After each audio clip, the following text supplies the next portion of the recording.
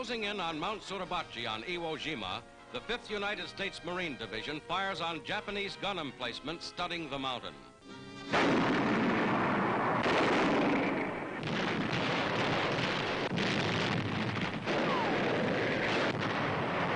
From Suribachi's 500-foot elevation, enemy mortars hold the entire island in range.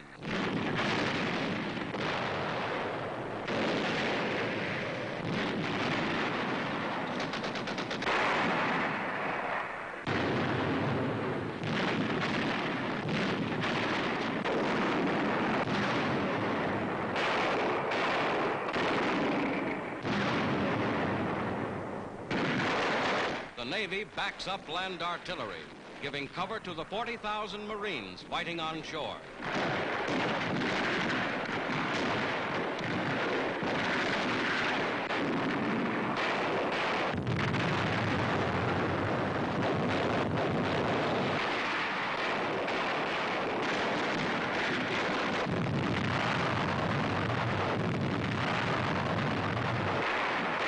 Slowly, the Marines push forward up Mount Suribachi.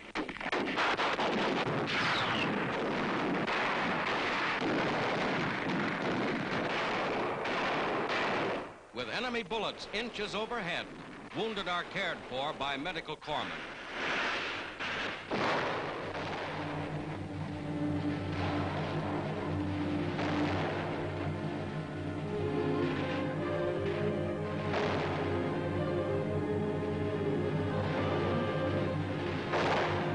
Iwo Jima has proven the toughest, bloodiest battle the Marines have ever fought. To win this tiny 8-square-mile area, 4,000 of them have died, and 20,000 Japanese.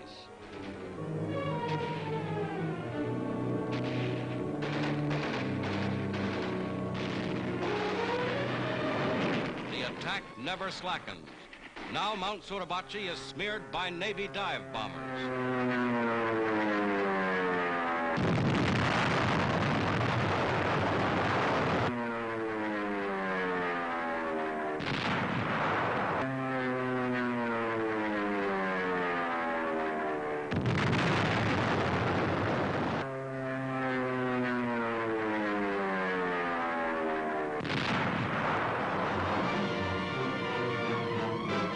The Marines advance.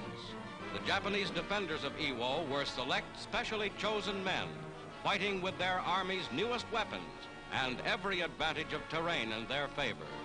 Their fortress caves, saturating the island, are wiped out by high explosives.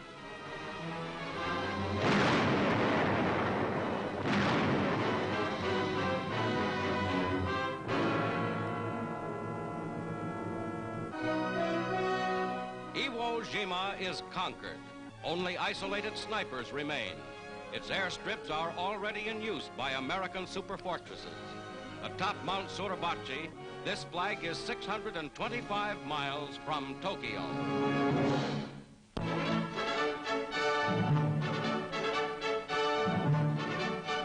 The Inter-American Conference at Mexico City reaches a successful conclusion as Mexico's Foreign Minister Padilla, host to the meeting, signs the significant Chapultepec Pact.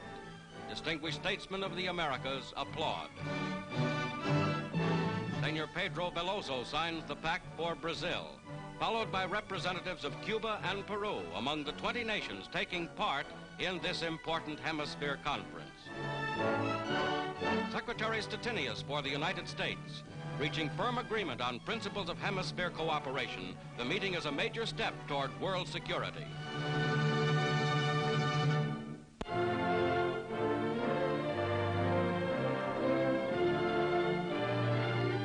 The United States Navy's Task Force 58 plows through heavy seas to open a full-scale air offensive against the Japanese homeland.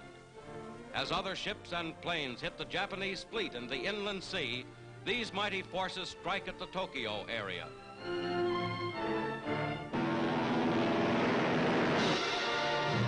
Over 1,200 planes prepare for the attack. Navy and Marine pilots take off into the instant peril of heavy clouds, rain, and snow.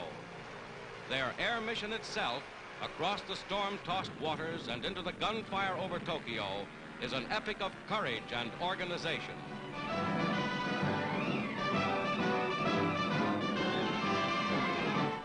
from 15 to 20 American carriers wing in over Tokyo Bay, fighting off all enemy air opposition to reach the targets.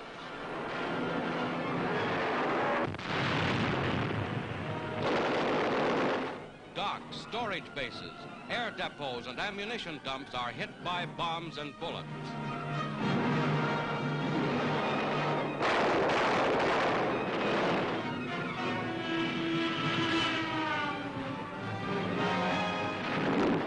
Rockets join the attack, which wipes out many strategic Japanese war installations, 517 enemy planes, and 55 ships.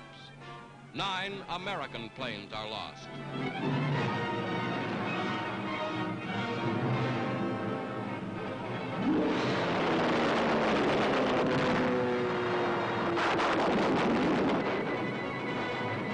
Enemy planes are caught on the ground and methodically destroyed.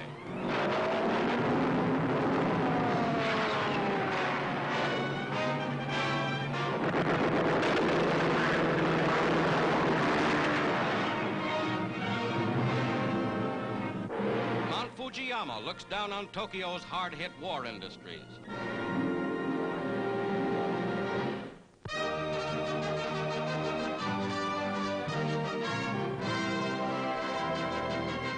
Still resisting German forces are rolled back, Allied armies press forward on all fronts toward the heart of Germany. Gigantic traps are sprung along the Moselle and in the Saar as the Russians cross the Oder and the American First Army smashes beyond the Rhine.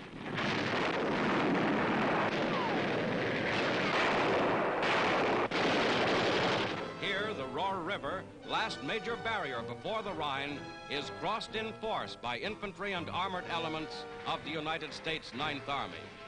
A vital phase of what Berlin has called the greatest of West Front offensives. The battle-scarred German town of Linnick is cleaned up.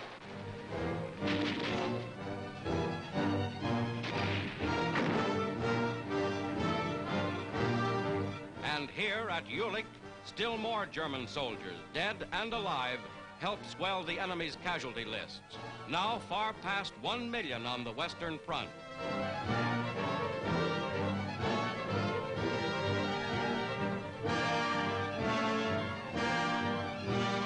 Amid a shambles of silence and emptiness, the German people are learning what warfare means.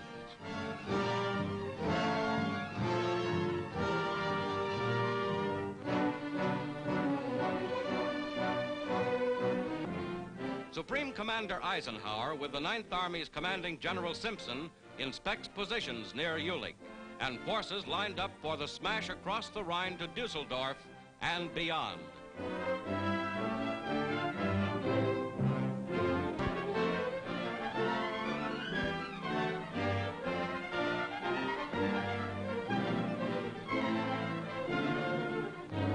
As a security measure, civilians are assembled for questioning, but they are few compared to the mounting toll of captured German soldiers.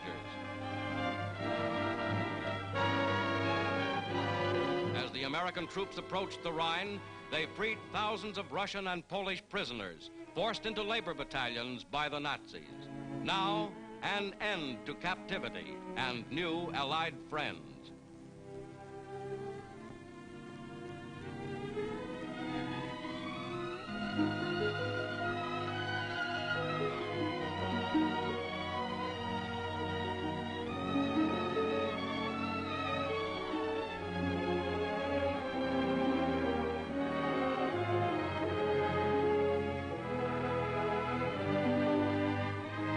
This concentration camp, guarded by electrified barbed wire, deep trenches, and many gun posts, gives mute testimony to the horror that once reigned here. The Nazis, capable of this, are also capable of a desperate last-ditch fight to save their own skins. But their defeat is inevitable.